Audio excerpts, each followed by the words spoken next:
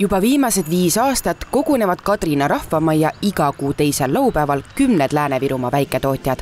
Ettevõtjate enda sõnul on see parim koht, kus klientidega suhelda, mõtteid vahetada ja uusi tooteid tutvustada. Praegune aeg on pannud paljude sõnul aga ka püsikliendid sente lugema.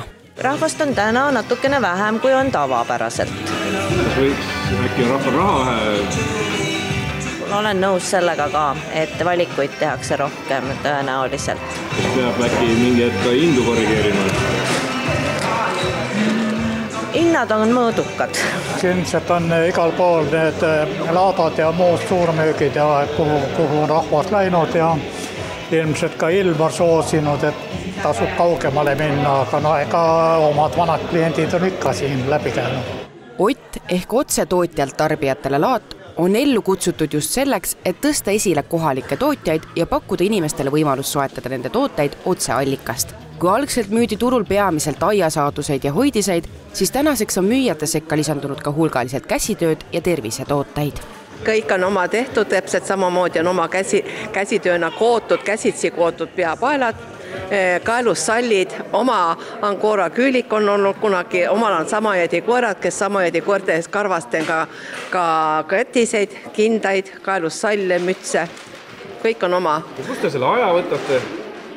Teate, see aeg tuleb võtta, et kui sa oled üksik kodus või abikaasaga kahekesi, siis lihtsalt teen kogu aeg käsitööd. No näita, mis ostuks läks täna? No sibulat 2 kilo, sibulat 2 kilo, küüslauku kilo, siis mingid kodukootud jooki, väga hea pohmelliravi pidi olema, siis sauna viina kõrvale mingit kalamoodi asja, siis ostsin ühe kala, lapsed on väga kanasõbrad, võtsin ühe kana ja ega siin muud ei olnudki, ja väiksele sugulasele väikse kingi ka, et siin on väike G talle, et ta ka rahule jääks. Käid sa tihti siin Otil?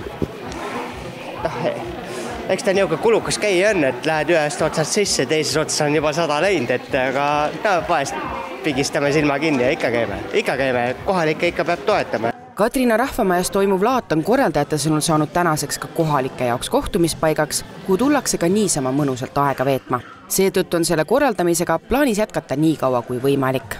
See annab ju positiivset energiat väga palju, et väga mõnus on teha. Ta ei nõua ju erilist ettevalmistust ka. Et inimesed tulevad ise täidavad oma letid ja tuleb ainult lauad panna nende jaoks? Just, natuke turundust ja ongi TV3 kohal.